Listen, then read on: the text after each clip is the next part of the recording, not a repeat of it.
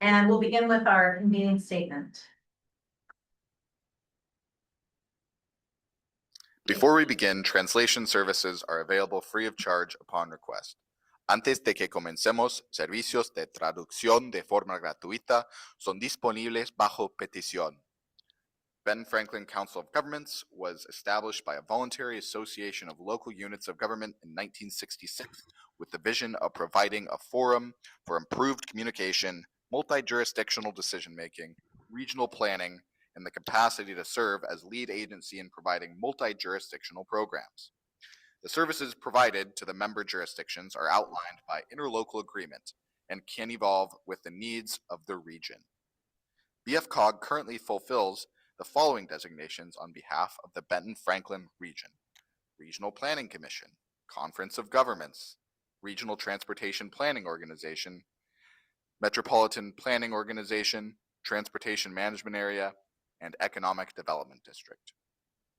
The BFCOG Board of Directors simultaneously serves as the governing body for the Benton-Franklin Council of Governments, Benton-Franklin Metropolitan Planning Organization Transportation Policy Board, Benton-Franklin Walla Walla Regional Transportation Planning Organization, and Benton-Franklin Economic Development District.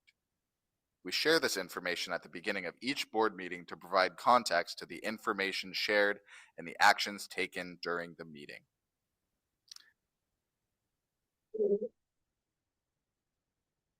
Okay. And Michelle will conduct roll call. Benton-Franklin Transit. Brian Lebansky, present. Benton County. Here. City of Benton City. City of Connell. City of Kennewick. Here, good morning. Thank you. City of Pasco. Pasco's council is having a retreat today, so we do not have representation from Pasco today.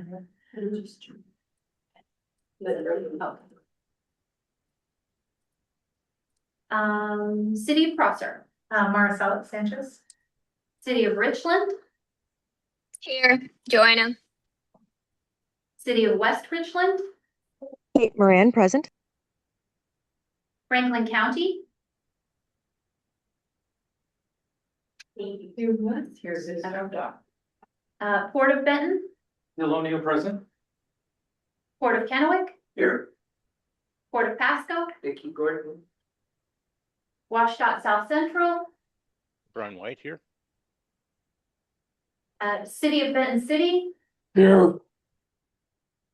And Franklin County. Stephen Bauman here. You have four. Thank you very much.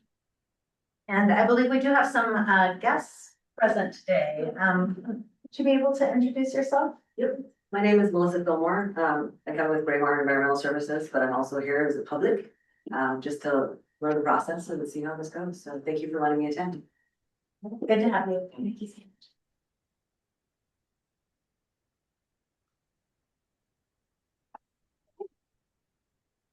All right, all rise for the pledge of allegiance.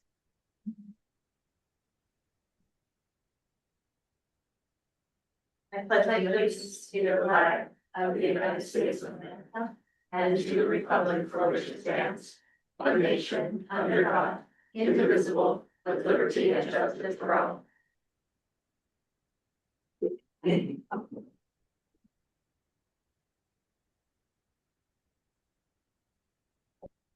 All right, has everybody had an opportunity to look at today's agenda? Okay. Do we have a motion to approve the agenda today? I move to approve the agenda. Second. Thank you. We have a motion and a second. Any discussion or modifications to the agenda? All in favor, please signify by saying aye. Aye. Aye. And any opposed? All right, thank you. Agenda is approved. And go ahead and move to public comment. Do we have any members of the public who would like to provide comment today? Anybody online? Yep. All right. We'll go ahead and move on to our first presentation, and this is our BFCOG budget, 5 budget facts from Michelle. Okay, well, good morning, everybody. It's that time of year again when we're working on the budget, and we have found it helpful in the past because the funding structure for the COG is a little bit different than other jurisdictions to do a quick review of the elements of how our funding works before we get to the budget discussion. So our budget components include, of course, our income sources, direct program costs, administrative costs, so those are both staff and non-staff, indirect cost reimbursement, and then our member assessments and associate member dues. So fact number 1, 87% of our income comes from state and federal programs for 2027. That is a lot of funds. Typically, we have 6 sources of funding that come into our organization. So one is renewing program funding. That would be grants and federal state allocations. That's the funding for our MPO programs, the Economic Development District. They are recurring and ongoing sources of funding. The second is single opportunity grants. So that might be either a grant that comes directly to the COG or a grant that comes to the COG on behalf of other member entities. So right now, the single opportunity grant that we have is our Brownfields program, and that's one where the COG is the awarded agency on behalf of a coalition of members to benefit. Contracted services, as you all know, we provide contract administration to the Benton County Public Facilities District and the Tri-City Regional Public Facilities District. Those are not huge revenue generators. It's about 1% of our overall budget, and it's really just a straight reimbursement of any staff time that we put into administering those 2 entities. Then the next funding source we have, which is huge, and we'll talk more about, you'll hear a lot about it today, is our negotiated indirect cost rate. So that, of course, is the margin that gets added onto our state or federal grant programs to offset the cost of overhead expenses for the organization. Local funds are our member jurisdiction assessment and associate member dues. And the local funds we'll talk about in a moment as well. And then interest earned on our investment accounts. Now, this is a new one for us, and I'm going to give Alexis full and total credit that one of the first things he did when he came in as our full-time staff accountant, which is just one of the many reasons we are so glad that we have somebody full-time working with our finances, is he immediately made efforts to move our reserve fund and our PWITA fund into the local government's investment pool, earning interest on both of those accounts. They're sizable accounts, and we were missing out on earning revenue. So thanks to that decision by Alexis, over $100,000 in interest revenue has been generated since the time he has been on our staff. So good job. Everybody loves free money. Okay, so fact number 2, Kate gave you. Fact number 2, 71% of our expenses are direct program costs. So what that means, of course, is that's any expense or activity that is required by or necessary to conduct the effort of those programs. So all or a portion of staff salaries can be included in that, depending on the program. Contracted services, like for our MPO program, when we contract for our travel demand modeling or our traffic count programs, for example. Software that specifically benefits that particular program. So currently on our staff, we have 10 full-time staff. 7 of those are paid for out of direct program expenses from those programs. So then fact number 3, of course, the counter side, 29% of our expenses for 2027 are administrative and operating costs. Non-staff operations are, of course, all the things you would think of. It's our facilities, equipment, liability insurance, supplies, legal, shared software that benefits the entire organization versus a specific program. And then any non-billable programmatic expenses. Our MPO program has a budget that allows for the inclusion of expenses beyond staff. Our economic development district program, the grant funding is limited to where it doesn't quite cover the entire cost of the staff position to do that work. So that gets underwritten out of our regular operations, as well as if there were any professional development or those kinds of expenses, that becomes part of our operating costs. We have 3 staff salaries that are paid for out of the administrative staff costs, myself, Alexis, and Lacey. This is a change that the COG has been able to evolve to over the last 5 years. In the past, we have not been adequately funded to the point that we had enough administrative staff to cover those costs out of our operations and out of our overhead. So that created situations where you had an executive director who was also doing other programmatic activities. At one time in our past, the executive director also acted as the bookkeeper, and there are just too many responsibilities to have that. So I'm very thankful that the decision last year by the board to add that operational assessment, which we'll talk about, is one of the ways that it hedges against administrative staff having to also pick up additional program work just to make the budget work. So that's a good thing for us. Administrative non-staff costs also cover all the payroll and benefits expenses, so all taxes and health benefits, et cetera, for all the staff positions. So those are not billed out to programs. That comes back under our operations. And then those funds, obviously, if 29% of our budget, our local funds aren't covering those expenses, these funds are reimbursed by that indirect cost rate program. So those dollars that come back against our federal funds help offset all of these expenses. So fact number 4, member assessments make up only 12% of our overall budget. So, and then that 12% is of course split against 13 organizations to cover having the COG provide our services. So by interlocal agreement, of course, all of our members agree to fund the operations of the COG. We call that our local funds. Local funds are required to match some, but not all of our federal programs. So the federal transportation funds require a 13.5% match.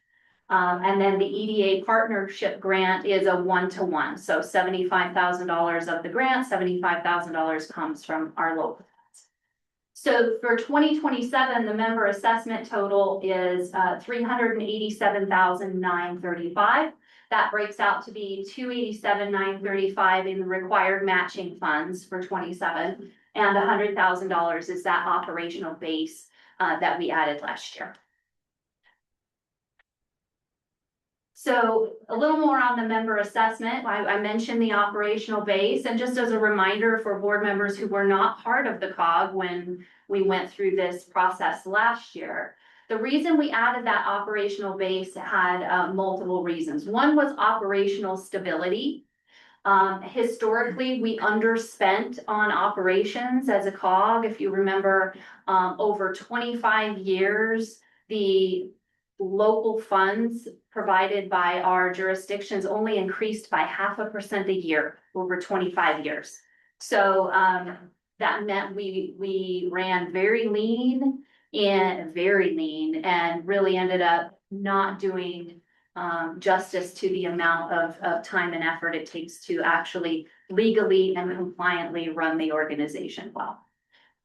We have a narrow operational funding base, and you'll see that when we dig into the budget. You know, there's no general fund, there's no other source of funding besides program dollars and our local funds. And so when you have any kind of expected or unexpected fluctuations, not having that cushion of that additional operational base made it very difficult to manage the budget. The indirect cost recovery doesn't cover 100% of the operational overhead expenses. When that gets calculated, there are certain kinds of administrative activities like outreach. If I attend a meeting anywhere, my time doesn't get calculated into the indirect because that's considered outreach and not administration. And so we have some of those expenses that just don't get factored when that gets set. And then just the indirect rate volatility, which we're going to look at in just a second. But our indirect rate gets recalculated annually and it fluctuates and lags costs by 2 years. So there's often a mismatch between the rate at which we're collecting our indirect and the rate at which we incur expenses. So again, that fund helps us weather that storm. So then, of course, the fifth fact is the indirect cost rate. We just got our cost rate for 2026, you know, it's August. But we just got the rate for 26 and it's 204.4%. So unlike a lot of organizations, because of how our indirect rate works, we're actually incentivized to have staff. Because our indirect rate only applies to staff salaries. So for every dollar we spend on a direct staff salary, we get this year, it'll be $2.04 back to help offset operations costs. So if you don't have staff that are billing against those programs, we're not bringing in indirect rate to offset all those other fixed expenses. I remember sitting down with Brad Peck about 3 years ago, explaining this concept to him, and he's like, so we make money by having employees? Like, basically, yeah, that's, but also largely the amount of program work we do is done by the staff. So our ICAP rate is applied for accounting convenience to the program. That's why it applies to the staff salaries, because that is the simplest and most consistent way to calculate our activities against those programs. We use a rate called simplified fixed carry forward. The reason that our federal cognizant agency uses that method for us is because our funding sources are largely ongoing and consistent. So if we over collect 1 year or under collect 1 year, they just adjust the rate with that the next year, knowing that we've always got rolling funding that's going to continue to balance that out. So the percent is high, again, because it's only applied to the staff salaries that are paid by a state or federal program, those direct salaries. And the new rate comes about 7 months into the fiscal year, which also makes our budget process really interesting. We get the indirect rate change about the middle of the year. The MPO funding program is set 2 years at a time, and that happens on the state fiscal year, but we use a calendar year financial accounting. So it is somewhat complex as we're figuring out how the money flows in and out during a calendar year. So indirect rate volatility. I'm going to tell you that as staff, we learned so much about building this chart for you. And if you're interested, we'll send it to you after. It wasn't in your board packet. We actually just pulled it together in the last couple of days. And trying to understand how our indirect rate works and how it affects what we do.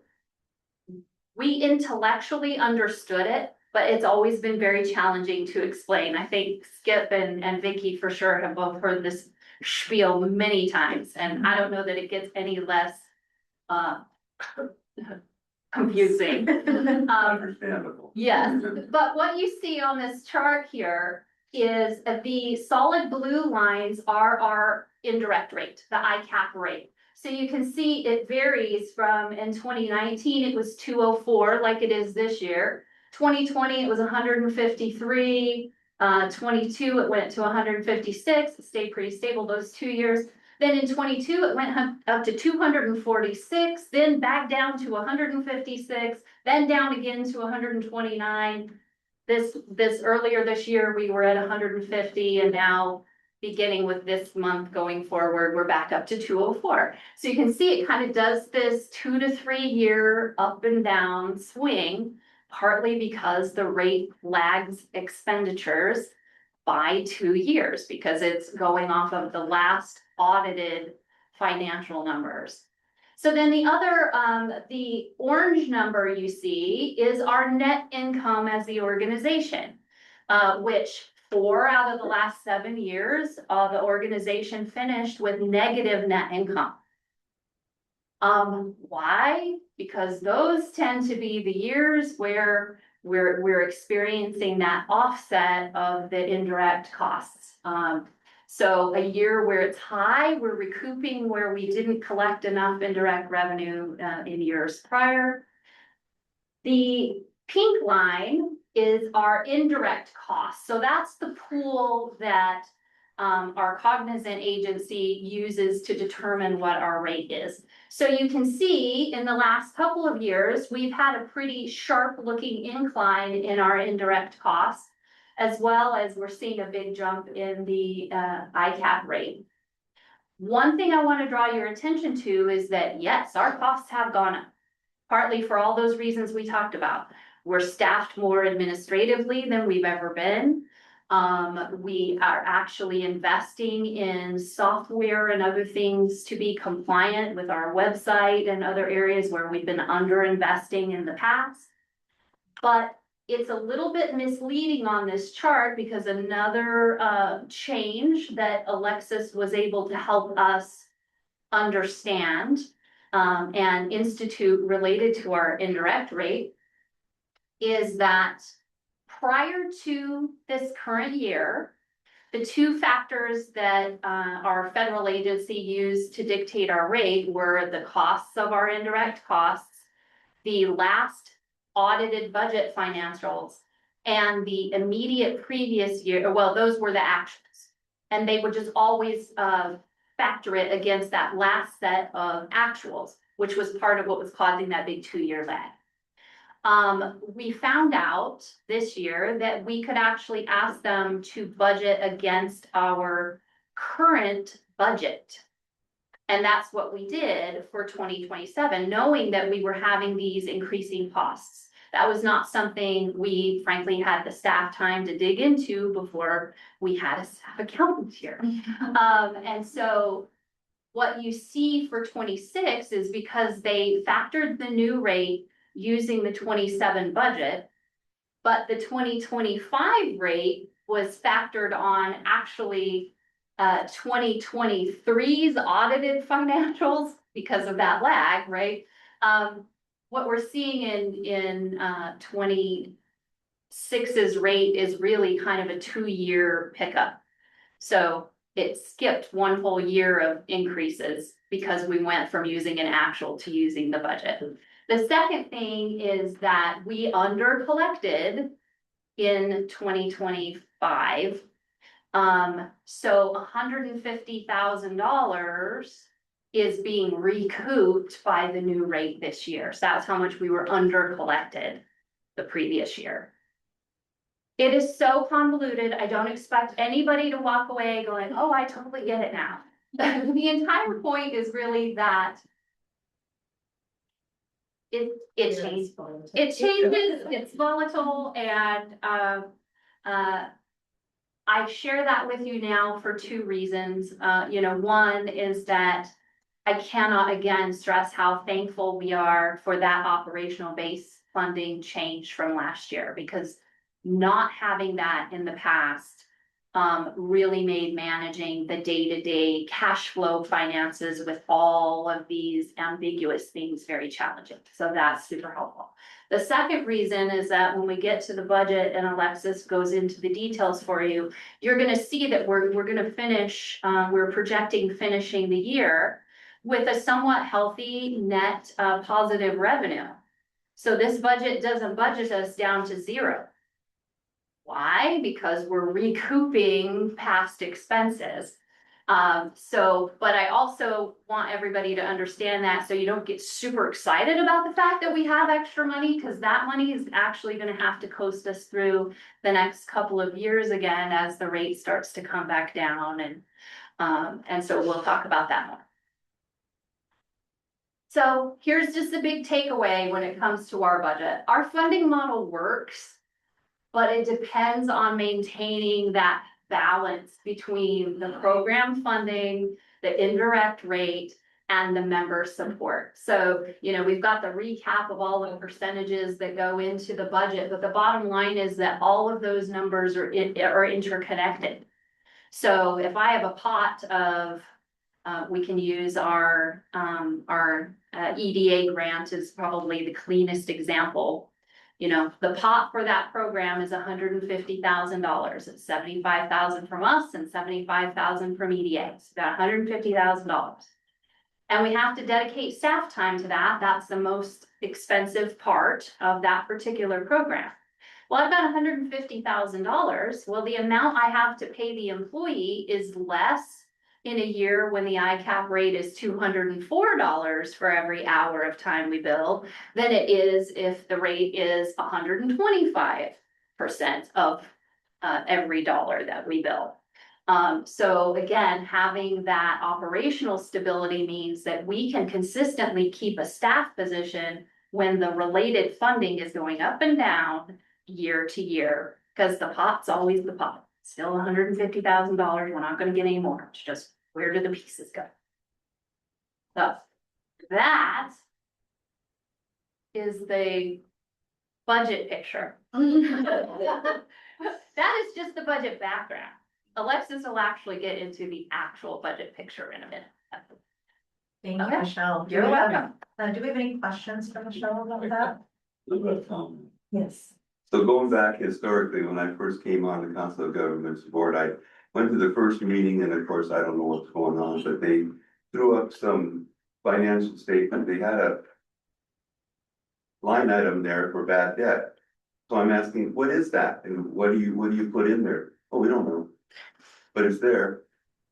And I'm just trying to compare then to now and what's happened. The other thing is, I would ask staff about, why are you doing things this way? Why aren't you doing something like what we just saw? And by the way, this is awesome. Because we're told not to. We're told just to sit here and do our jobs, and then nobody will notice us. That was the attitude that was at the Council of Government. So seeing this and seeing how far it's progressed is just wonderful. You guys are doing a great job. Yes, good. Joanna gave us a heart. Thank you. I will say, I said this to Maricela yesterday, I'm 5.5 years in to the COG. There were several points during the first year that I was here that I wasn't sure we were gonna have enough cash flow to pay payroll. I mean, it was that bad and that tight. I feel not only more confident in just the overall financial picture of the COG today, but our understanding of the financial picture at the COG today. And I do have to say, hands down, a large portion of that was the decision to hire a full-time staff position to be here so that we can take the time to dig into what the financial reports look like, what can and can't we do with investments, what can and can't we do with that indirect rate. Where before, where we had a contract bookkeeper that was so temporary, it was hard to just make sure you got payroll checks and AP billed, let alone getting enough information back to do real research and answer questions. So for the organization as a whole, that was a massive decision for us. Yeah. Thank you. Any further comments or questions? All right, we'll go ahead and move to item 4, consent agenda. And just a reminder that we have our consent agenda items A through D. It is possible to pull any one of these items for further discussion or questions if you would like. Is there anybody who would like to pull an item, or do we have a motion to approve the consent agenda items? Madam Chair, I go consent agendas. We have a motion from Skip. Do we have a second? Thank you, Bill. Any discussion on the consent agenda? All right, all in favor of approval, please signify by saying aye. Aye. And any opposed? All right, consent agenda has been approved. We'll go ahead and move to our action items, Michelle. Okay, me again. All right.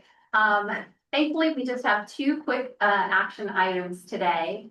The first is our resolution 0526, appointing an agent to receive claims for damages filed in accordance with RCW 496. So of course, we're required to appoint somebody at the COG. Our previous resolutions of 0806, 0413, and 0819 appointed specifically named executive directors in this role. And of course, as you can see by the dates, we haven't updated this RCW or this resolution since 2019.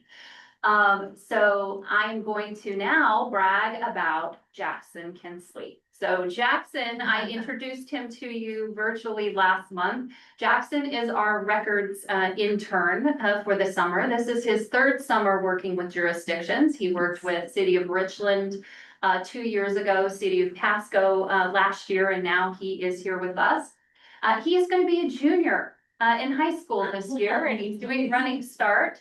And he already knows more about records management than any professional that I deal with, other than the state archives. So it really is amazing. But Jackson actually is the one who pulled this information out of our records as he went through and said, "Hey, you're behind. You need to get this." He drafted the resolution for us. He's the one who said, "Oh, you know what? You should really change that out to just be executive director." Depends on how much they've synthesized out. Okay, maybe comes up. In appointing this year to year. And so great job, Jackson, but that's why we're updating this record today. So we do have a proposed motion, and you do have the resolution in your packets. All right, do we have a motion to appoint an agent to receive claims for damages? So moved. Thank you, Brian. I'll second it. Okay, thank you. We have a motion and a second. Any discussion on this item? Any questions?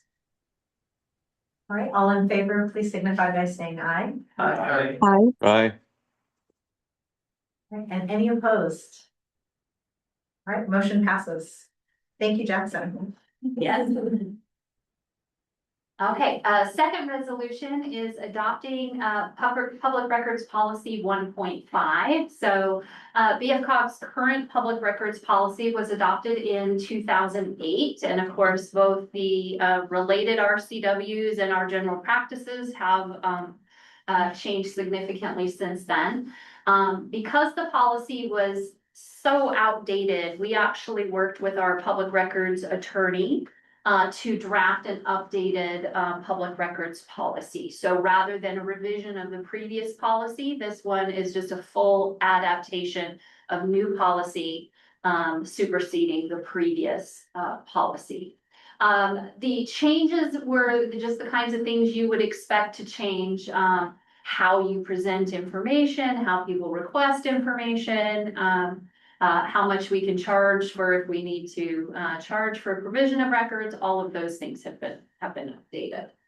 You all have a copy of the policy. I will say it is usual and customary. All of your jurisdictions have one, very simple. Let's see. So generally the new policy does update the framework. The resolution adopts that new policy superseding the previous. And we're excited to actually have a current policy. I guess here's the list of everything it addressed. So Okay. who the records officer is, the availability of records, requesting and responding procedures, exemptions and redactions, how those get handled, costs for copies and electronic records, how you handle responding in installments and when a record is actually closed out, maintenance of the request logs when we get those, and review of denials. I will say that my mind is still blown. Up until this year, we might have had 2 records requests in a year, maybe. Most of the time it was 1. We've had 9 so far this year. And we are not the only agency. Everybody is reporting huge upticks in records requests. But for all the reasons we talked about being administratively lean, Lacey is our only admin. So that increase in public records requests is a huge impact on staff time. So at least having a strong policy for us to follow and make sure we're doing everything correctly is our proposed motion. And just one quick question for your records officer. Is there Yes. any required training and certification for that? There's not required training and certification, although the state offers lots of certification training. Because we are such a small entity and do have relatively infrequent number of requests, we do have a specialized public records attorney that we work with. And so anything that's out of the ordinary of a very basic kind of request, we coordinate with her to make sure that we're handling everything appropriately. And we have a question from Commissioner Bowman. So question would be, if you get a simple records request, what does that cost? So the costs are, the cost records are dictated by the state for how much we can charge per page. And I will find that for you. And it depends on whether we're doing printed copies or whether we're doing, if we have to scan documents in order to provide them digitally. The issue with the state cost is that, of course, it doesn't come near to recoup the amount of time and effort it takes to respond to records. Michelle, I think it's on page 3. Page 3. Oh, thank you. Yes, so page 3 of the policy under reproduction costs breaks down copies per page. It's 15 cents a page, 10 cents to scan a page, 4 cents for every 4 electronic records you provide. The truth is, most of ours have not been very in-depth, and it wasn't worth the staff time to figure out how much it cost to bill somebody. So at least during the time that I've been here, we haven't actually billed. Also because our billing structure in the policy was so old. So now we have a way that we can do that. Okay, And Mayor- thank you. I think Mayor Burton also has his hand up. Yes, we're working on this very hard, coming into compliance, but one of the issues we're working with is the ADU requirements of the public records requests and ADU compliance of the of websites that we use and postings on them. Have you included any of that in this what you're adopting?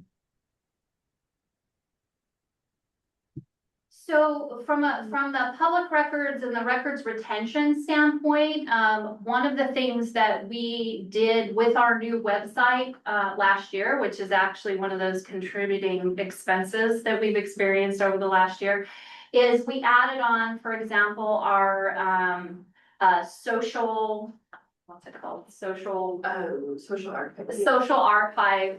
It's an add-on to our website, and it actually combs and documents all of our social media posting and all the versions. So if you change something, if somebody made comments, all of that is getting captured so that if we were to have a related request, we could respond to that.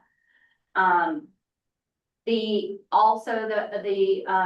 public records add-on software that we added last year to our website helps with that significantly. So our attorney, for example, provided all of the necessary language for any kind of responses we need to give. It's already built into our website, which has cut down on how much we have to interact with the attorney, because we've got some of that built in already to make sure we're meeting some of those. Does that answer your question, Lynn?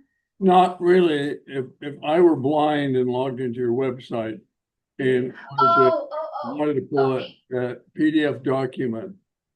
Do you Yes. have the ability for the website to audibly give me an audible rendition of that document? I understand your question now. So for us as a special district government, our deadline for meeting that accessibility requirement is April of 2028. So the answer is today, no. That is, when we talk about the budget, one of the budget increased costs for our 27 budget is to make sure that we get the add-ons for our website and our PDF remediation so that we can meet that expectation. But our deadline is a little further out than the deadline for the jurisdictions. Okay, thank you. And was there a question here? I was just gonna clarify, I think he's asking about accessibility Thank you. requirements. I kept hearing ADU and I was thinking of accessory dwelling units. Yeah. So, First thing. too many acronyms, yeah. All right, do we have a motion to approve this public records policy? I move to approve resolution 0626, a resolution authorizing adoption of Benton-Franklin Council of Governments Public Records Policy 1.5, superseding the public records request policy adopted June 20, 2008 as presented. Second. We have a motion and a second. Did we get? You provided the second? Thank you. All in favor, please, say yes. Oh, yes, Councilmember Moran? Thank you. Yes, it isn't a question so much as just a comment. I really want to say I appreciate how much work was put into this. I'm usually not a big fan of reinventing the wheel, but sometimes you just got to start over again. And this was really good work. So thank you to you and the staff and the attorney for this. Thank you, Kate. All right, any other comments or questions? All in favor, please signify by saying aye. Aye. Aye. Aye. Thank you. And any opposed? All right, motion passes. And I believe that concludes both of our action items. Next item is our 2027 annual budget and member dues workshop discussion. Okay. Good morning, everyone. My name is Alexis Fernandez. I am the Senior Accountant at Benton-Franklin Council of Governments. Today in our work session, we will review changes to revenue and expenses. We will review any impacts to member assessments. We will discuss one-time furniture workspace modernization, and we'll gather your feedback before the final budget action next month. The big picture for 2027, we are projecting 3.17 million in revenue, a 35% increase over 2026. We're projecting a 2.83 million in expenses, a 25% increase over 2026. And we are projecting your assessments to be $387,935. That is a 7.5% increase over 2026. Here we have the breakdown of our project revenue sources for 2027. There is a lot of detail. This is included in your board packet if you'd like to take a deeper dive. It might be a little bit hard to read on the screen here since there's a lot of numbers. But moving on. What is driving these changes in our revenue?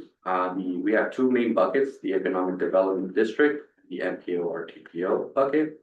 In the Economic Development District, we are projecting a decrease of $71,405 from 2026, primarily driven by eliminating the $100,000 that was intended to be used to fund the Grant Navigator pilot position in 2026. This was not used, but the pilot position is now over with, so we are eliminated in front of the draft. Again, another thing that we are eliminating is the loan program revenue. We are projecting we are currently pending closeout by the end of 2026. If that is successful, then we are removing it from the draft. The next bucket is the MPO RTPO. We are projecting an increase of $815,097 from 2026. $730,000 will be the Tri-States Metro Loop study portion. and then $85,097 in federal carryover funds. It is of note that the Tri-City Metro Loop funding is being matched with toll credits, saving local jurisdictions $265,318. Another source of revenue that we are eliminating or excluding from our budget is the interest earned on our reserve fund. That has never been used for operational cost. So there's no need to kind of overstate our revenues when we don't really use those funds for operational expenses. So what does this mean for our local jurisdictions? Local funds required for federal program matching is $287,935. $75,000 is for the one-to-one match for EDA partnership planning program. $212,935 is the NPO local match based on our UPWP. Also note, the state transportation funds do not require a local match. The Tri-City Metro Loop study is being matched with state toll credits, and the Brownsville Coalition Assessment Grant also requires no local match. Again, a lot of information, a lot of numbers, but this is our expense section from our budget. It is included in your board packet if you'd like to take a deeper look. What is driving these changes in our expenses? Well, as you all may experience, personnel costs is a big portion of probably everybody's costs in their budget. We are projecting a salary increase of $51,922 for a 5.38% increase. To break this down a little further, 3% of that 5.38 is increases to salaries for full-time employees based on merit, market adjustments for our staff. The other 2.38, that is an increase for our temporary intern to continue having them on board through 2027. To point out, we will be consistent at 10 full-time employees, so we are not adding any more full-time employees. The only change we will be projecting to have is a temporary intern for up to 25 hours. As Michelle mentioned, Jackson has been a great addition to the team. He has, first day he started, he already had big plans for our records when he walked into our records room. So, well, we are happy to have him and hopefully extend him through 2027. He has been helping with the backlog of records. He will be helping during our website accessibility compliance, which again, we don't have to implement that until April 2028. We would like to get the ball rolling in 2027. And also, as Michelle mentioned, we have had an increase of public records requests. So while Lacey is working on those, he can continue helping Lacey and assisting Lacey on the other projects for compliance. Again, so fringe benefits increase of $51,170 or an 11.72%. This is an increase from medical premium rates and additional dependents. As a lot of you may be aware, we have a very young staff. So we're trying to buffer against like any dependents that could be added as they expand their families. So we can never predict that, but we would like to buffer a little bit. Yeah. So we have a very We've had a lot of weddings. At least one new baby. So we just want to be as close as accurate as possible and buffer against that cost. Our next bucket is the non-staff operations. We are projecting an increase of $22,273 for an 8.32%. Again, the website software to meet website accessibility compliance. We are expecting to have most of that cost in 2027, being compliant by April 2028. We are audited annually, which is a good thing because we've been audited, but then it's also the cost to be audited is a lot. So those continue to increase, and as well as general inflation, we cannot really do much about general inflation, but we got to continue paying the bills. So general inflation is also a factor in utilities and supplies. Direct program cost, we are projecting an increase of 67%, largely due to the Tri-City Metro Loop study, which again, that is $730,000. So that takes most of that chunk there. Okay. So what does that look like for our local assessment and dues? So in 2027, the local assessments will be $387 $387,935, made up of two categories. The required match of $287,935, and the operational base of $100,000. The breakdown is included in your board packet, as well as this one has even more numbers and it would be a little bit difficult to follow on the screen. We simplified it a little bit, so you might not see this in your board packet, but this is just a little bit simplified version of what you paid last year, what you paid this year, and the changes that had. Moving on to the next slide. What does this look like for BFCOG's bottom line number? I know we've talked a lot about having negative years and then trying to be in a recouping year this year. So as you are aware, our ICAP will be 204.4% for the beginning of 2027. This is annual adjusted, and like I mentioned, we are in a recouping year based on our projections. In a perfect world, if this 204.4% was applied throughout the whole year, we would look at a carry forward of 241,368% or dollars, sorry. But that is not the case. We are projecting the ICAP rate to actually decrease mid-year to about 180%, meaning it's going to decrease our carry forward by $83,284. So a more accurate forecast of our indirect carry forward would be $158,083. And just to point out, I think that's why it's also very important of the $100,000 operational base that you guys contribute, because without that, this would actually be $58,000 that we would have to work with. Again, trying to, if people added like more dependent or people took time off, that number would decrease substantially. So again, thank you for that operational base that helps us kind of manage the unexpected. Okay. Lastly, we have the one-time capital consideration for office furniture. We had a sweet deal on the furniture that was purchased in 2020. It is 25 years old, but we purchased it was new to us in 2020. We purchased a whole lot for $1,500, so can't really complain about that. But the current furniture does not support today's work and is labor intensive to change and store. First-hand experience from that one, we had to paint the building. Ron and I and a lot of our staff had to actually move our current furniture, and it's like a dinosaur furniture. You think about like a monitor with the big back. That's kind of what we're thinking about when we talk about our current furniture. So an RFP was produced. It came back with 4 proposals, the average proposal was $57,300. That was after tax.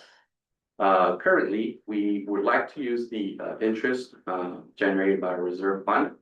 This reserve fund has generated $69,720 since the inception, since it was moved over to the LGIP. So there's plenty of just interest alone to cover this project. So we will leave the principal there to continue generating interest for years to come. This purchase is not viable within the annual operating budget, but possible through the reserve fund. If we were thinking of using the carry forward, we would probably get in a lot of trouble on a day-to-day trying to pay bills, because we saw $158,000 is projected carry forward. This would probably take like 40% of that. So we want to avoid using any carry forward, and we'd like to use the interest generated by a reserve fund. Lastly, we would like to give you guys the opportunity for any thoughts, concerns, questions you may have regarding our budget and furniture proposals or workshop. Sorry. Thank you. Yes, Commissioner Alvarez. Just a couple of quick questions. So we were going back. I don't know if you can you back your screen up a few slides? Keep on going. Keep on going. There's a couple more back right there. Forward. Let's see here. There was one with keep on going the other way. Right there. So just a couple quick questions as we move forward, because this is kind of my world too, as in finance as well too. So on the fringe benefits, I'm just curious on the medical premiums for additional dependents. Is that all in, or as far as the COG paying 100% for dependents, or is there a portion of it where the employee would pay a portion of it for any additional dependents? Because it varies. Yeah, there is a portion that the dependents or the staff member has to pay for any dependents that they add. It just, we have two plans, so it depends which one they choose for that percentage. But for dependents, they do have to contribute to their dependents addition. Perfect. And the other question, I think you said it, there's 10 staff members, and I think you said that. I always look at operational costs because I know the COG has grown quite a bit here in the last few years as far as different items and what we're all doing. So are you looking at, Michelle, is this kind of where you're set now in that sweet spot where you have enough people there to support the operational costs of what you're doing? Because that's a big portion of operational costs and affects the dues of all the counties and the cities. Where are you at on that? Is that where you're pretty much where you're at the 10, or are you looking at expanding further? You know, at this point, we've really realized that 10 is kind of a sweet spot for total number of employees. On the program side, what one or two of those employees might be working on or what program funds them might shift. You know, we've seen that over the last couple of years. We've remained consistent at 10, but what the roles were have shifted a little bit. And so, yeah, I for the foreseeable future at this point, 10 is a good number. The only reason I would see that increase for any reason would be if we actually picked up a different program of some kind. At this point, we don't have one in the offing, but you never know when either the jurisdictions decide that there's something that they would like to live under the COG or something that's worth considering. So barring something outside of our current knowledge, yeah, 10 is a good sweet spot for us. Perfect. Thank you. I appreciate it. Thank you.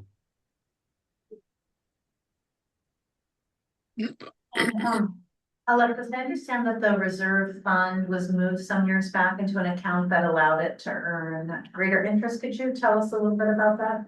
Yeah, so right now, I guess our agency that kind of holds our fund is Franklin County Treasurer's Office, and they have this local government investment pool. And it's really just a kind of like a little money market account. So it's not nothing like crazy. It's not really invested in the stock market. So there's not a lot of volatility, but it allows us to earn a little bit of interest on those big accounts that we just have sitting doing nothing basically. So even though like we have two accounts currently, we have the reserve fund and we have the Public Works Economic Development Association.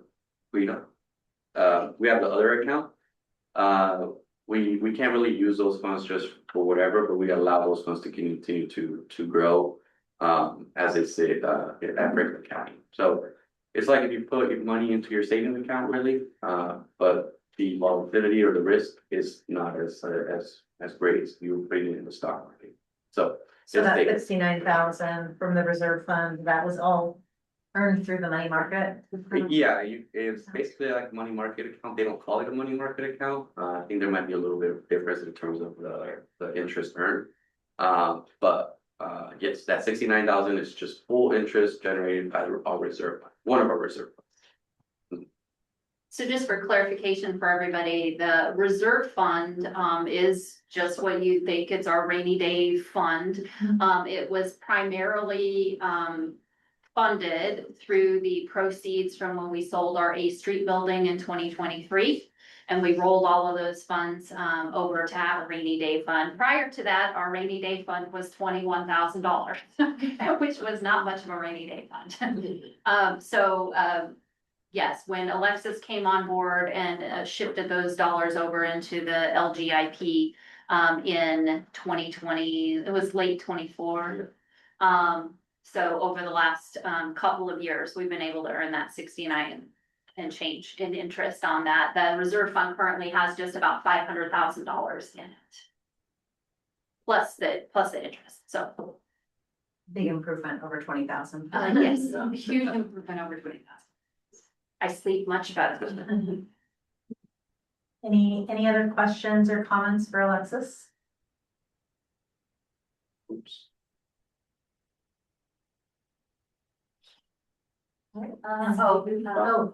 Yes, Commissioner Bowden? Thank you. A question about the furniture. Is that a purchase of all new furniture to outfit the entire COG office? Is it new furniture, used furniture? describe that, please? Absolutely.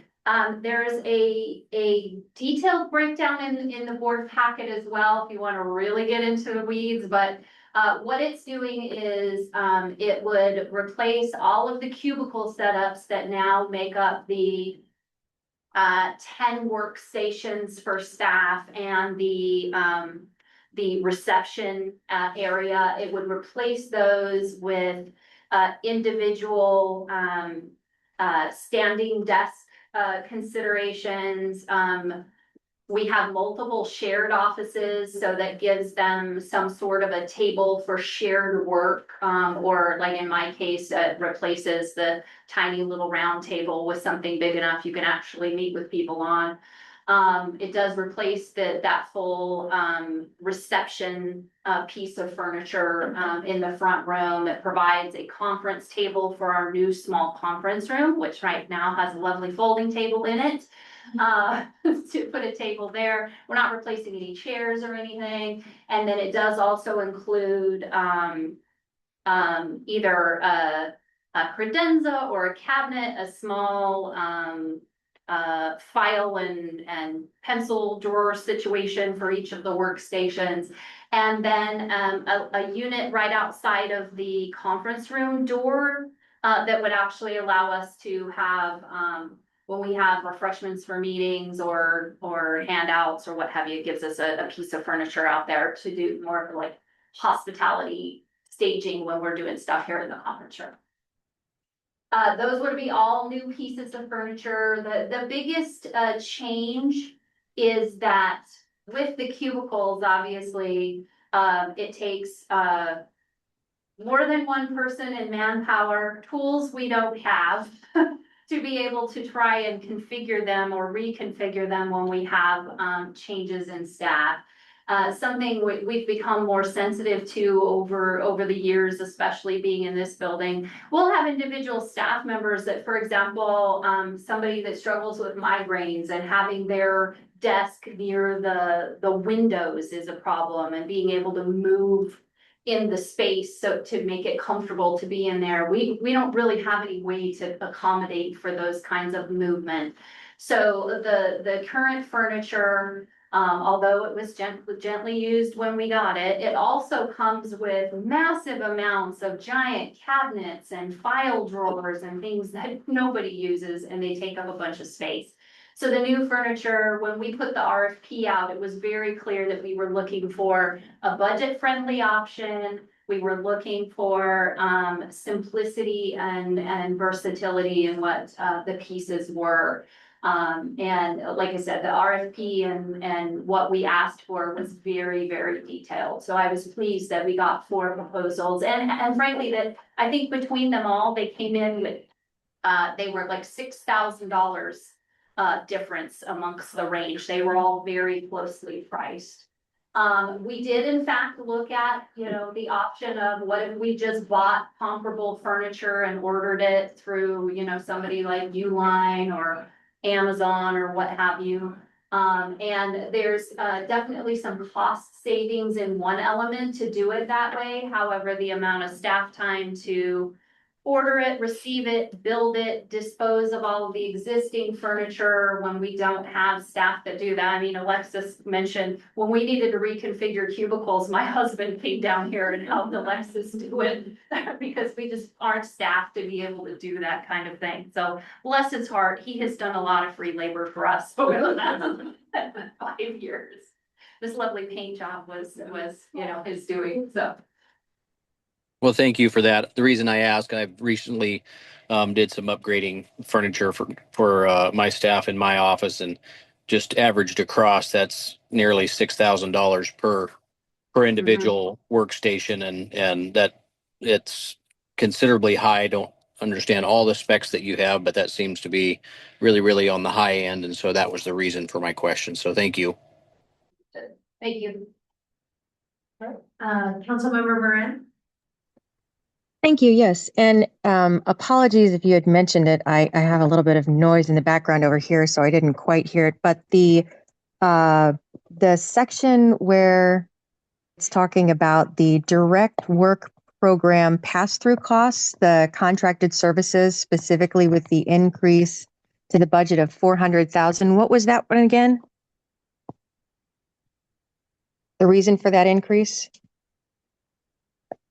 Oh, so, the direct program cost. So, the amount of the, TC Metro Loop study that'll be happening during 2027, because that's a 2-year, program.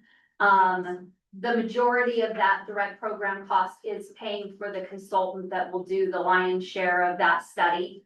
So that portion of that program, that those expenses hit in 27.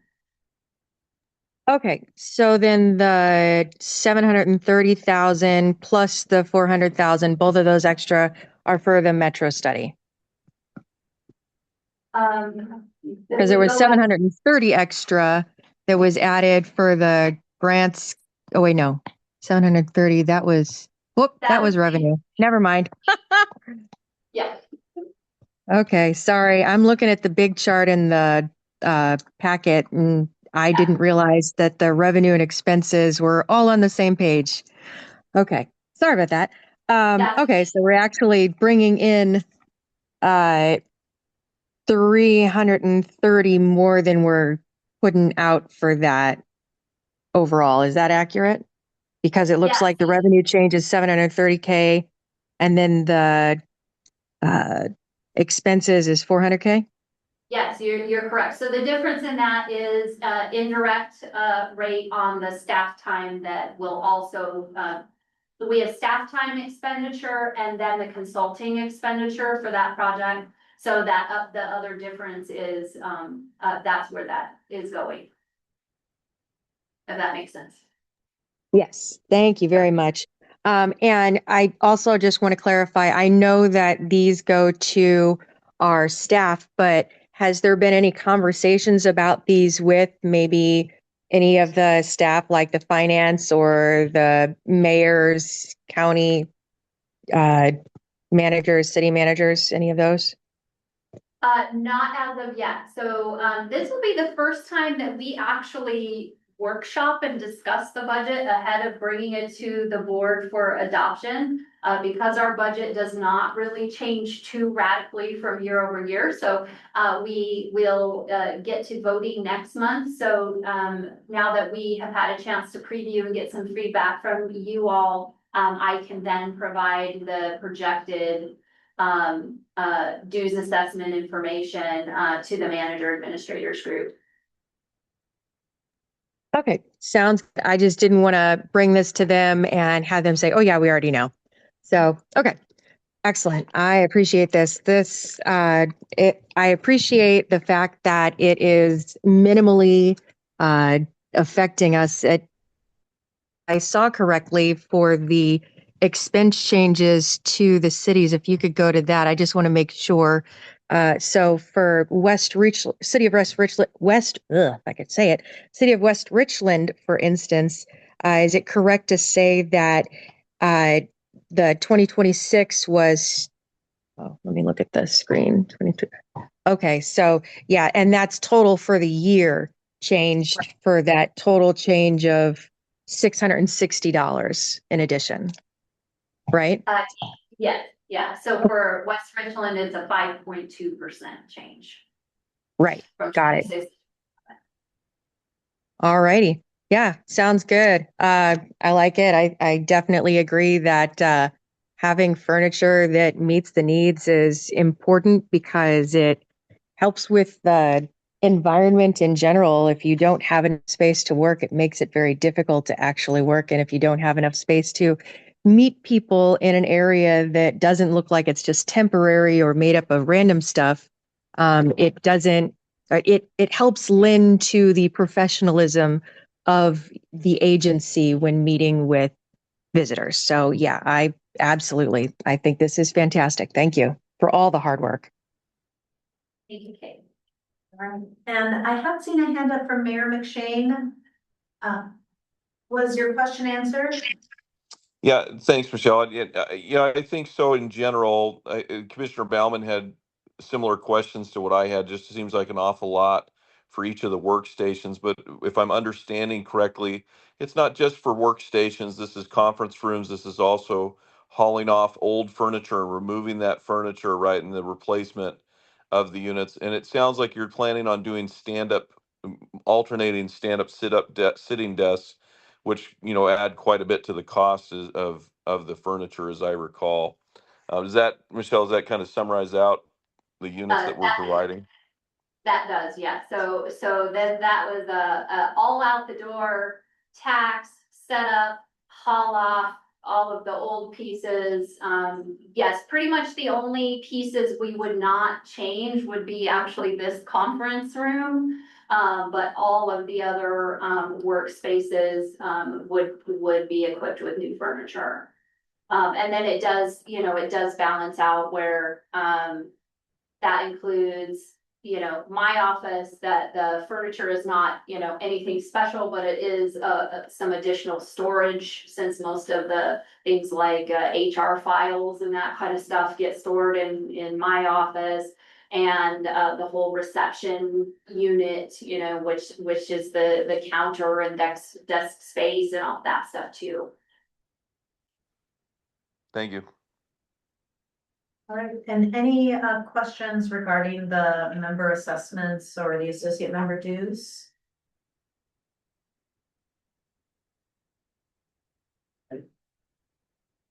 Right.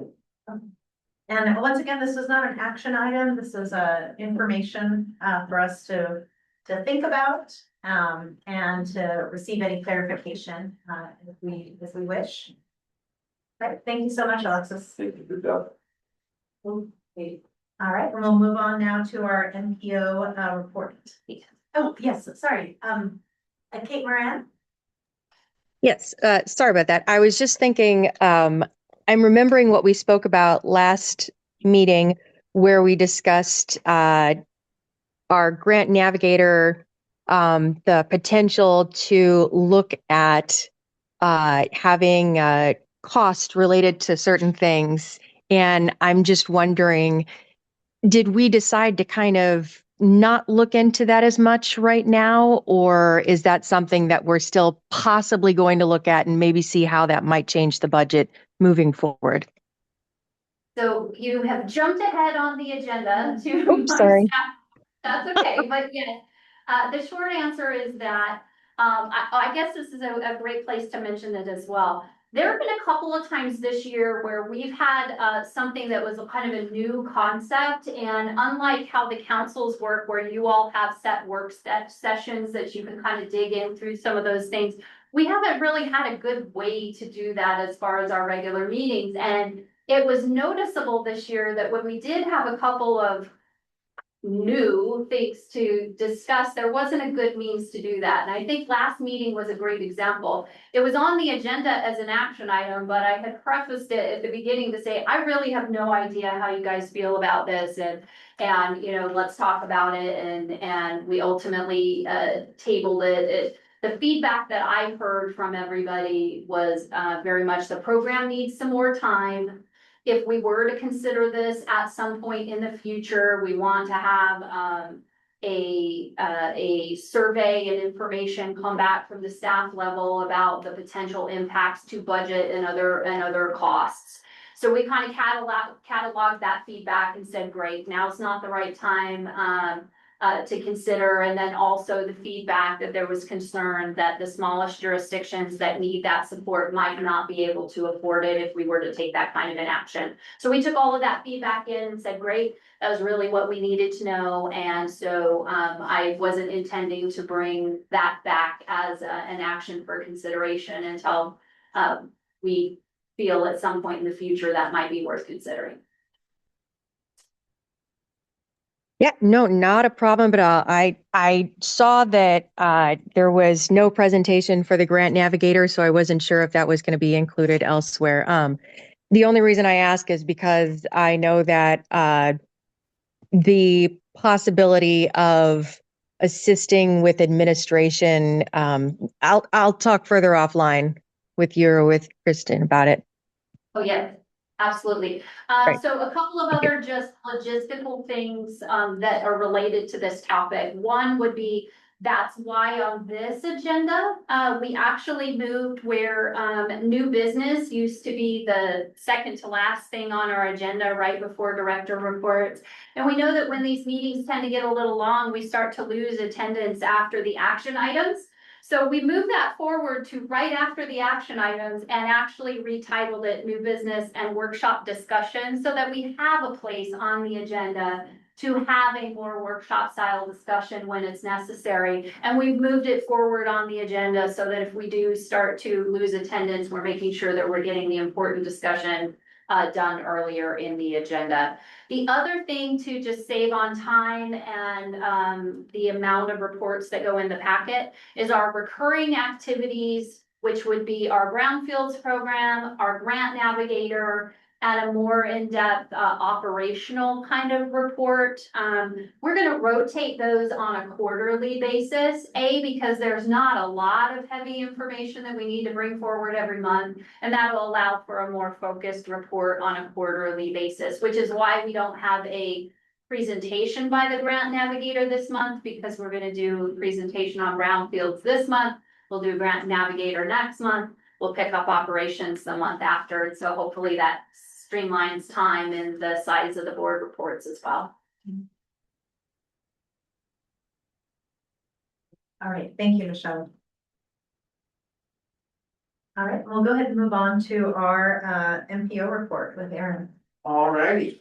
Well, good morning, everybody. Here's your monthly update on the federal fiscal year obligation status. So just as a quick refresher, as the MPO, we are obligated to spend a certain amount of money within the region. This year it was 5.73 million. As of yesterday, 14 projects have been obligated this federal fiscal year. In your board packet, it said 13. Yes, because we have had one more project obligate, so now we have had 14 obligated. Presents this glorious table that you see on a monthly basis. So thank you to Benton County. They obligated their County Route 12 active transportation path repairs project for $453,000, meaning we're just about north of $400,000 for us to meet our target. Just a quick refresher on what happens if we don't meet our target. If you don't meet it 1 year, you get put in a probationary period. If you don't meet it a second year, so say we missed it by 417,000, we would get that amount taken away from the fall. So we'd be losing funds.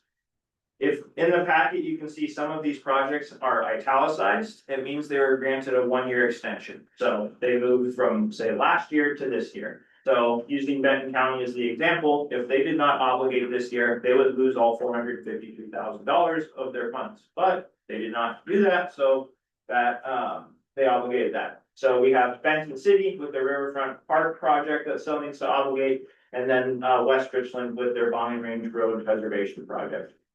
Tanner has been in contact with both of these jurisdictions, and it is anticipated that they'll be obligating them before the end of September. So just wanted to give a monthly update on that. Next month, we'll have a better picture on it. I will forecast this, how much we exceeded our target by, which is always good. So.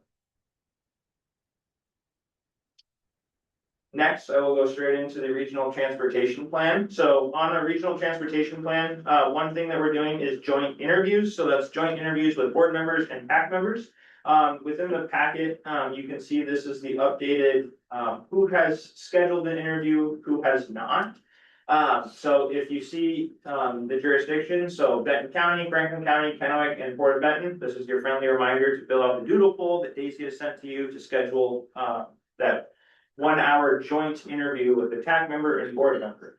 We'll be talking about transportation needs, gaps, goals, and challenges over the next 25 years. The couple that I've sat in on so far, they've been great discussions about things that it's good to hear a unified voice from the TAC member and the board member in the same room. So it's been really fun. Looking forward to being a part of all of those.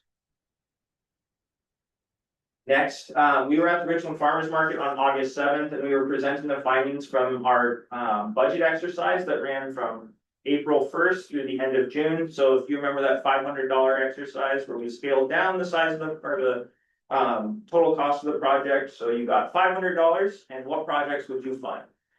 So this is staff presenting and talking to members of the public about this. In your board packet, and I'll go through these next couple slides, this is what we presented. So this is an infographic displaying all of the major takeaways from that budget exercise. This was developed by Zoe. It's also on display in our foyer if you want to see it on the way out. Next, we had a map of all the projects that were within the budget exercise. I know on the screen it's very hard to see, but this map was made by Grace. And this then corresponds, this corresponded to a fun interactive exercise that we had at the farmers market, which you can see also in the foyer. But that led to, so when you have people sorting projects, you get a ranked list of 48 projects. So what do you do from that? Obviously, you make a bracket that means nothing, then results in 48 projects. So we had a matchup every 5 minutes, and we would ask people as they walked by, this project or this project, and then we get a tally. And at the end of the day, US 12 interchange at A Street was the grand champion project, beating out the SR 240 ped crossing in the finals. So. For safety. Yeah, for safety, big safety, Yes. big safety. Does US 12 know about this? Not yet. Our next thing for the regional transportation plan is I've been giving updates on our video that we've been working with on Spotted Fox, or with Spotted Fox. So I'll say, we have our, I'm gonna use air quotes, final video here that we will present. We're still working with them on, they will be producing some reels for us that we can share out as social media things when we have plans. But here is the reveal of the video for everybody.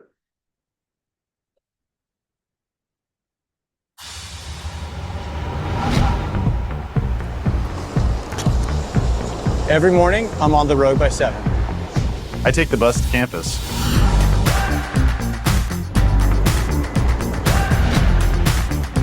My customers rely on being able to get here easily.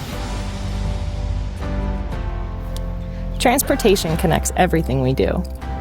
Every day, transportation shapes how we live, move, and work in our communities. And as Benton and Franklin counties grow, the choices we make today will shape the next 25 years. The Regional Transportation Plan is our roadmap for the future.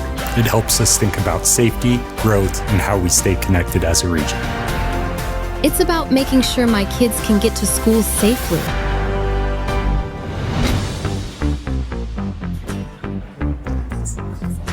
It's about making sure our economy keeps moving. The Regional Transportation Plan brings cities, counties, and communities together to plan smarter. So we're not just reacting to growth, we're preparing for it. Transportation doesn't stop at city limits. That's why regional coordination matters. By working together, we can prioritize safer roads, stronger connections, improved transit, and better access for everyone, whether you drive, walk, bike, or ride. Somewhere that's easy to get around. No, I do. No, I do. No, I do. If we plan well now, this region can stay affordable, connected, and full of opportunity. Growth is coming.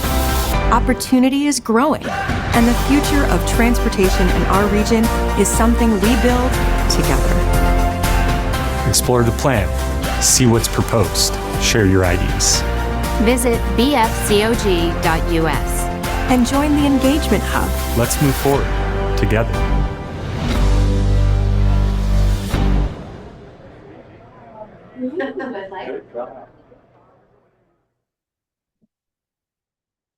I joke, or I will say, makes me want to run through a brick wall. Is what, as a regional transportation plan can be, I jokingly sent this to Jeffrey Tompkins, our guest speaker that we had for the spa this morning. I was like, hey, here's a hype video to get you through your day. And he was very excited about what had been produced here. And I can't give enough glowing reviews to Spotted Fox for working with them on this. I don't want to speak for Daisy and myself, but when we sat down with Evan at the start of this, trying to be able to explain what we do as an organization, and then having him take all that, distill it to 2 minutes and 20 seconds of a bite-sized way, just very impressed with what they did. So. Yeah, very nice. Is that, are we able to access that and share the video? Yeah, I will ask him just to be sure if he hasn't made any final. This was the most recent URL he had sent us, so I will double check with him and then I'll let you know.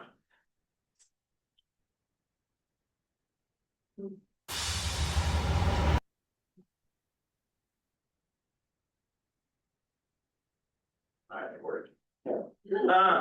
I will be, and then we're talking about the Tri-Cities Metro Loop Transportation Study. So this is giving you a monthly update on this. So at the TAC this month, we talked about the process behind this.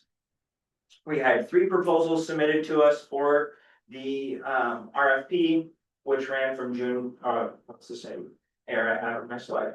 Ran from June 19th through July 20th. And the 3 proposals were Baron Piers, Transpo Group, and WSP. And then for the process of this, we had interviews. I'm using interviews as air quotes, as they were each firm walked us through their written proposal. It was not part of the scoring criteria, but just a way for us to interact with the lead firms. Myself, the TAC chair, Maria Sarah, Kevin Sliger from BFT, and Carlo from the city of Richland sat in on those on the 14th. Is just a way to interact with the firms. And if you sat in on one of the interviews, you had to sit in on all 3 of them for consistency's sake. So TAC members had until last Friday to submit their scoring to me. We have the scoring totaled, and yes, we do have a final answer, and I will be sending out that to the winning and losing consultants this afternoon. It was unanimous. We received a quorum of votes from the TAC members, so we are able to move forward with the scoring.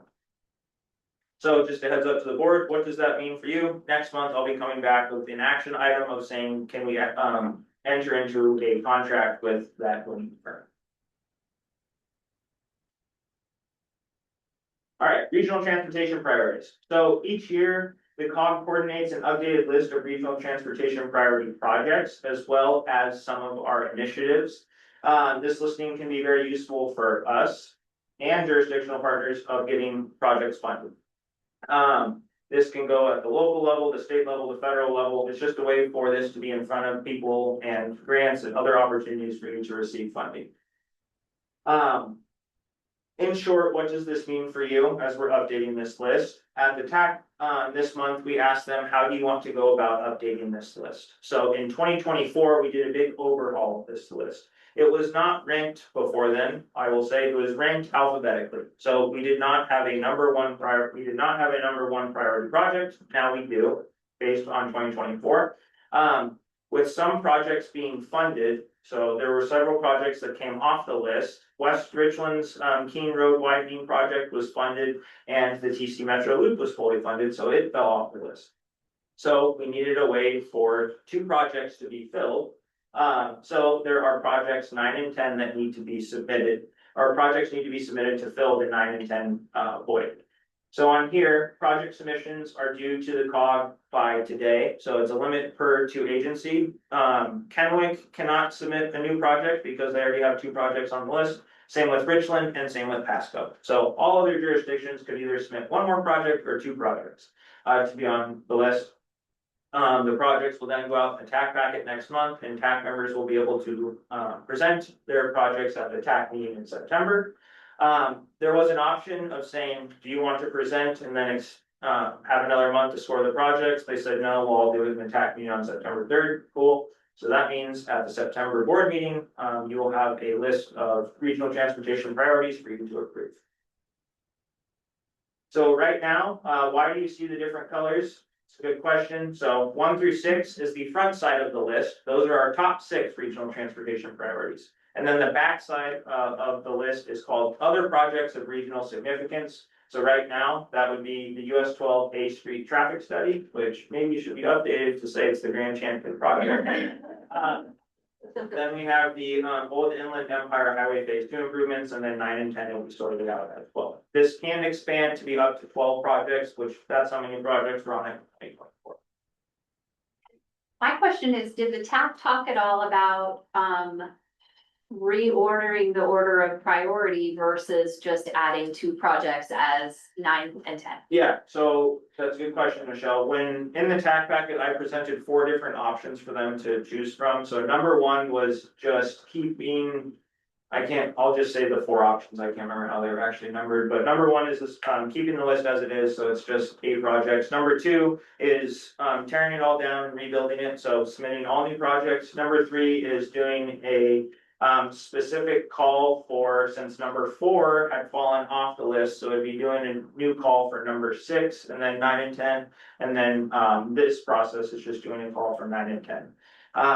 So they value being able to see the same list of projects from year to year to year. So knowing that our priorities aren't changing of, okay, well, number 1 project for this year is the SR 248. Okay, if you got the same list at the next session, it's much better to have the same consistency versus just tearing it down each time.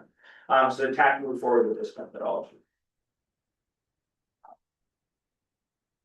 Yeah, any other questions for me? This is my last slide. Questions for Aaron, comments? All right, thank you very much for the update, Aaron. And now our planner, Elizabeth Garcia, has a Brownfields program update for us. I do. Good morning, everybody. We are staying alive. I feel like the song like BG is going through my head. It's getting late. Anyway, so throwing out a bunch of numbers for you today. So we have 3 phase 1s that just got completed. We have reports that were submitted for our 3 coalition members, the Tri-County Habitat for Humanity, MESA, and Connell. We have 2 phase 1s that are, or excuse me, 2 phase 2s that are scheduled to begin in September. That's for Prosser and Richland. Not included in your packet or in this slide, we have Connell that's also going to be starting a phase 2 here pretty soon for their site. We have 2 RBMs, those are regulated building material surveys for MESA and Connell to begin, I believe, next week. And we have 3 reuse plans for Prosser, MESA, and Connell as well that are being circulated for final signature. So the Prosser reuse plan, they have actually already started working on that. And then the MESA and Connell are going to be doing a buildings assessment just to see what is the integrity of that building, can it be redeveloped, stuff like that. We did receive 3 site nominations from the city of Pasco that has been approved by our EPA project manager. And we're looking at securing some access agreements right now. Hopefully those phase 1s will start here next week or the next 2 weeks. So we are just plugging along really nicely. We have a brownfield inventory. I kind of mentioned that in one of our past meetings. So that was completed on August 10th. We'll be reviewing it with the coalition at our next meeting, which will be held on August 31st. So things are going real nicely. So continuing with our coordination, submitting all of our reports on time. So if you have any questions, feel free to send them my way. And are these current projects now are sort of fixed and in place? Is there an opportunity for other jurisdictions to ask for a new brownfield project? Yeah, so we've officially had, every single coalition member has had 1 project, whether that's a phase done or a reuse planning done in that coalition. So the city of Pasco is not in our original coalition and they submit some site nominations. So if you have a site that you'd like to submit, you may submit those. Okay. Thank you. Any questions for Elizabeth? Okay.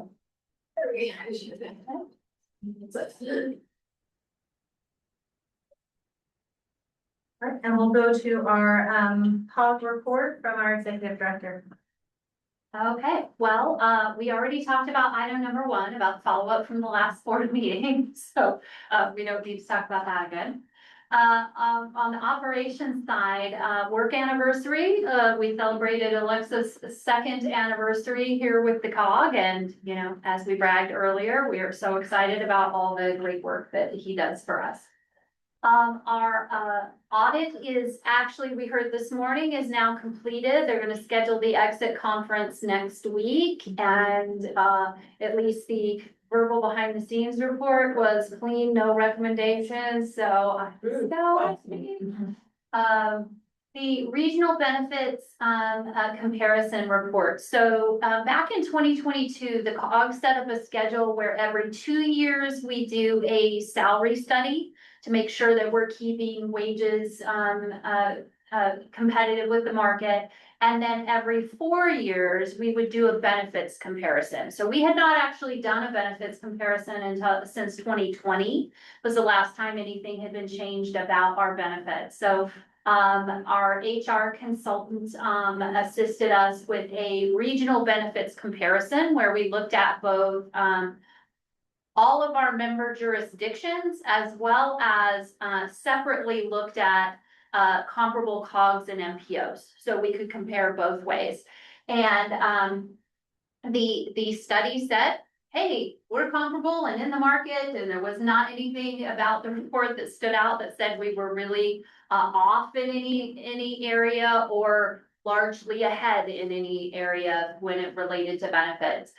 Because we had put the time and effort into putting together the comparison, we made it available to all of our member jurisdictions as well as the COGs and MPOs we coordinated with as well. So we hope that that provides an additional benefit to the members that, hey, we went through and studied everybody's benefits as a comparison. So, you know, maybe that saves some effort for our jurisdictions as well. So you all have a copy of that report in your board packet, but there was no corresponding action or recommendation to go along with that.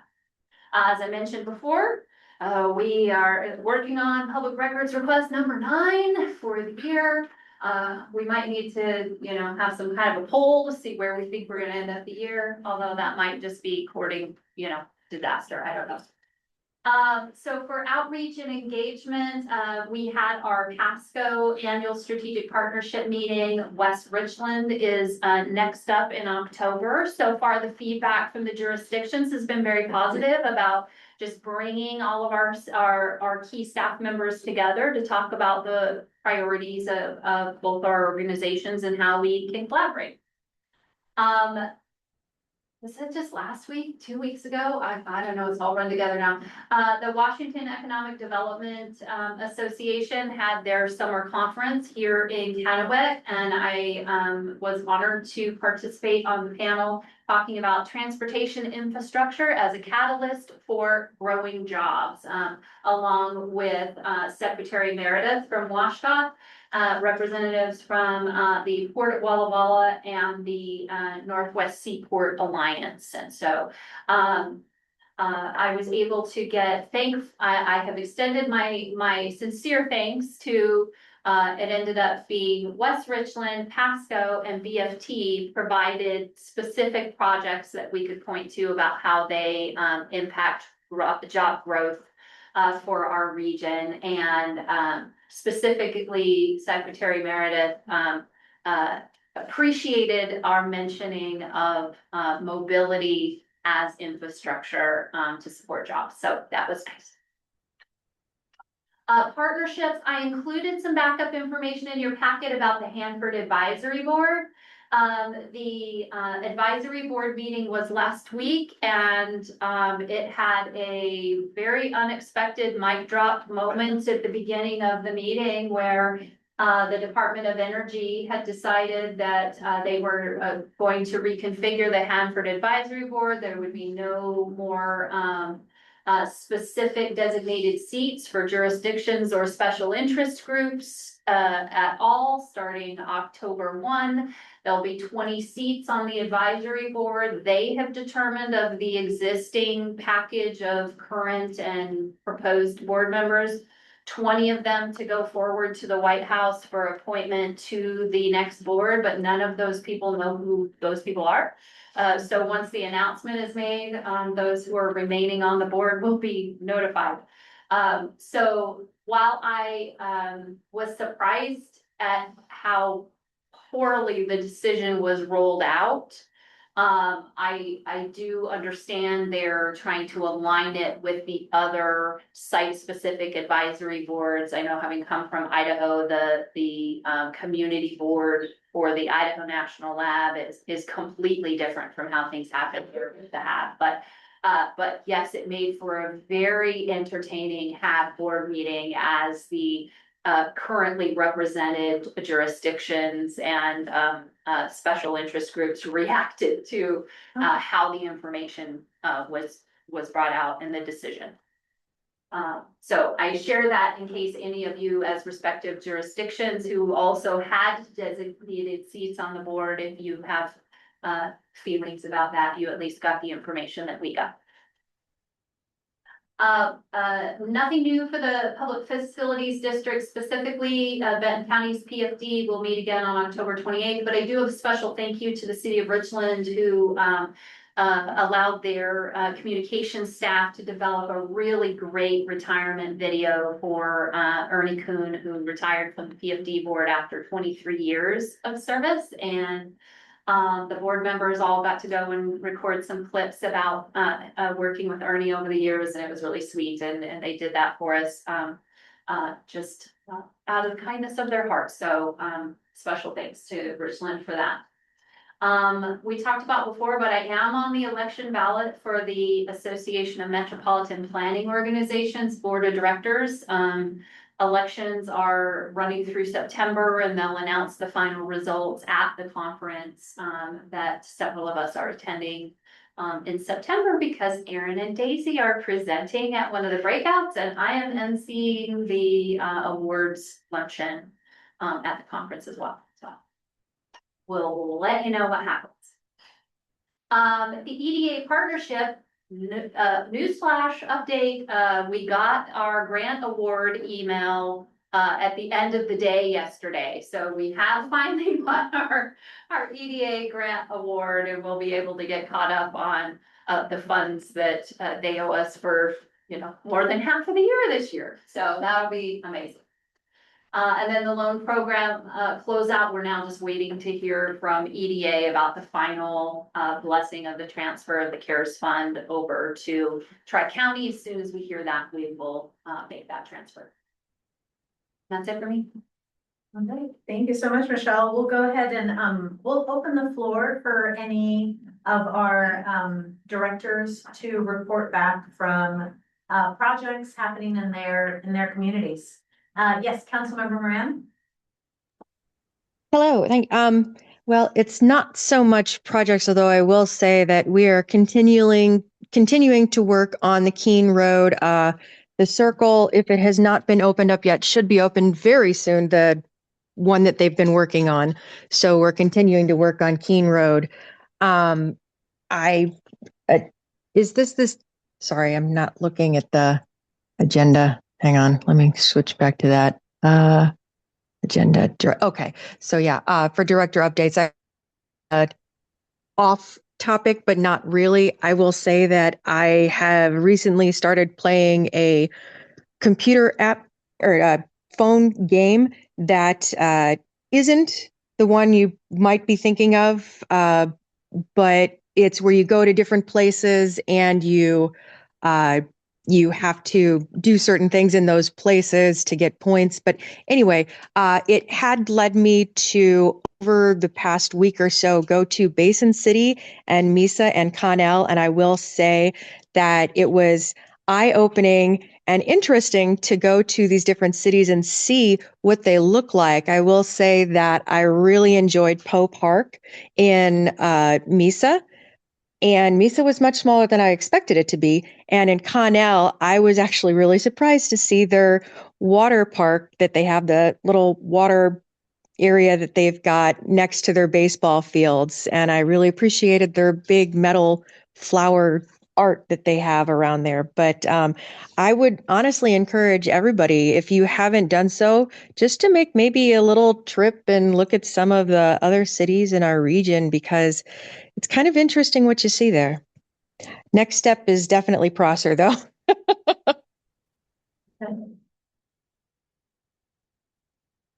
All right, I'll take the opportunity to report back from Prosser regarding a project which was funded by BFCOG, is the Alexander Court Road Improvement.